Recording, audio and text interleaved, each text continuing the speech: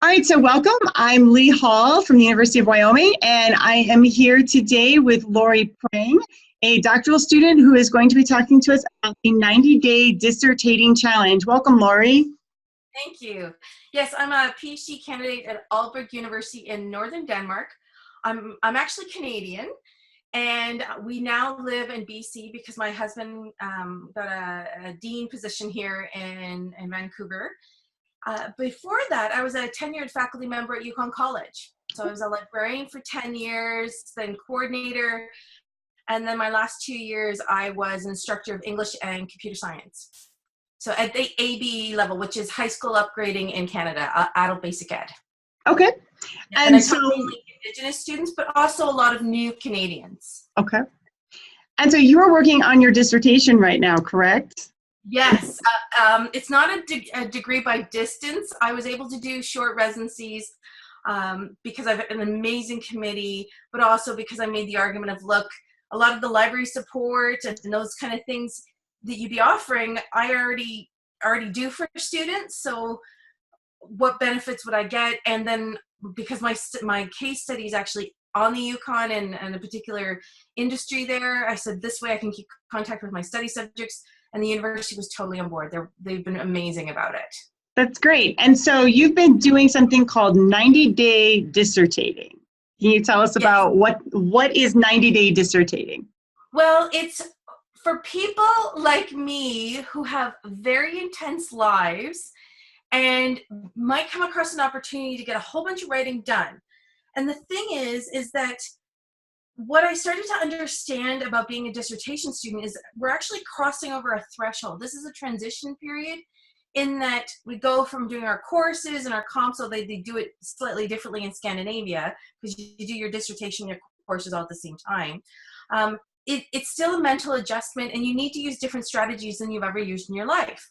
So I was trying to figure out what do people do as if this was a new career, and I came across this book, the 90 days, the first 90 days, and there's one before it also by Michael Watkins, for your first 90 days in a position where you're taking on more responsibilities. And it really spoke to me because he talks about the transitions and about how you need to go in with a systematic way of thinking and working. And things just clicked for me. I was like, yeah, that's exactly how I need to see writing my dissertation. So was the hashtag something that you found, or was it something that you created based off of that book? I created it because I needed to have some kind of accountability. Being a people person, staying at home full-time and writing proved to be a bit more of a challenge than I expected. And so I was doing it both on my private Facebook account and also on my Twitter account. And it comes from a lot of how I was teaching students, where I'd say, look, if you share with people how you're planning out your writing, how you're doing your writing, you'll be more successful. So even behind me, I have a mind map that I did for a journal article I recently submitted. And I would take pictures of that kind of thing and put it online and get feedback from people. And there's a really good book that really speaks to me about this called Show Your Work by Jane Bozarth. And she talks about this, and she has some great pictures showing about making your work observable. And that's exactly what I did with 90-day dissertating, is that each day, okay, I did something. I started to make a few rules, though. One of the rules being I could only count the actual writing, because mind mapping or writing in your journal, if you have a journal like I do, a dissertation journal, still is nothing you can hand in. So I could only count, and my aim has always been no less than a 1/3 of a page of 8.5 by 11. And it can be anything. It can be completely free writing. It could even be, wow, this is a really, really tough day. I can't think of anything. And the next thing you know, you've written quite a bit. There's a really great book out there called The Morning Pages. She also talks about that. That as long as you're writing, you're still moving forward. And it kept going, it's kept snowballing from there. So, then if you're doing this, if somebody is watching this and they think this sounds like a great idea, the idea here too is, for the most part, it's 90 days continuous, or do you take like weekends off, or what is your rule in terms of thinking about days? Well, I'm of two minds of this. I think seasonality to your work is very much a natural way of working. I had a really great boss for 10 years when I was a librarian who would talk about that. Be aware of students' work in seasons. And so I tried to do that for myself. However, I did find I did need to start to take one day off per week. Mm-hmm. And when we look at training for a marathon, they talk about taking one day off per week. Most religions have a Sabbath. And so I started to see that I needed to do that. But then it also became a day where I would record where I say, I took today off and I get a breather. And even that, I get feedback from people. And when I say feedback, on my private Facebook account, a lot of it was like great aunts of mine and a lot of retired people who were just so encouraging and so amazing. A lot of them are women who would then share stories about how they never had an opportunity to go for graduate school or postgraduate school. And even when I took a break, they would still be encouraging. Like, don't forget, Lori, Monday morning, you got to get back to it. And it really helped. The other part about the 90-day thing is it creates a sense of urgency.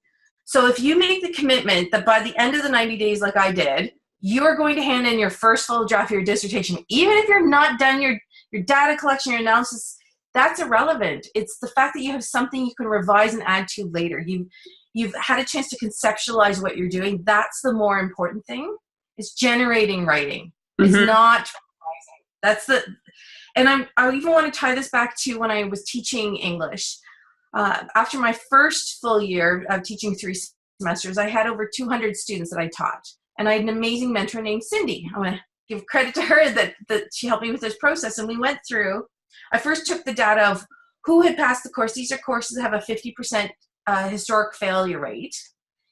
And what were the indications we had? Like the students who failed, what were they doing? What didn't they do? And I found the students who didn't hand in the first assignment all failed the courses. All failed. Now, other students who failed some of them had handed in the first paper, but that first paper, even if it was a 5-paragraph essay or just a 1-paragraph essay, seemed to make the key difference, just getting the writing out there. And that's the other part about 90-day writing is getting momentum, creating some urgency, being generative and iterative in your writing and just getting it down. And then later you revise. Right. It seems like you're really working to create a habit. And I agree, right? Having like 1 or even 2 days off, I think, you have to sort of figure out what's going to work for you. But having some kind of very consistent routine and rhythm that you fall into is really important and critical. Yeah. Well, and you're trying to make a switch. You're becoming a new kind of professional. You are no longer tied to courses for the first time in your life. You're no longer tied to a system that's going to give you gold stars. You have to find within yourself this habit of becoming a writer. You have to develop your own pedagogy on how to grow yourself as a learner and a writer. And that's for 9 days. Suddenly you're creating an opportunity for yourself. You're creating learning outcomes for yourself that you're then going to meet. And that's, I think, a huge part of it. So if you want to join in with the 90-day dissertation, we'll put the hashtag in the notes and all the information that you need, but it is 90-day, D-A-Y, correct? It's not plural. So we'll link to that, but just make that little note. All right, Lori, well, thank you very much.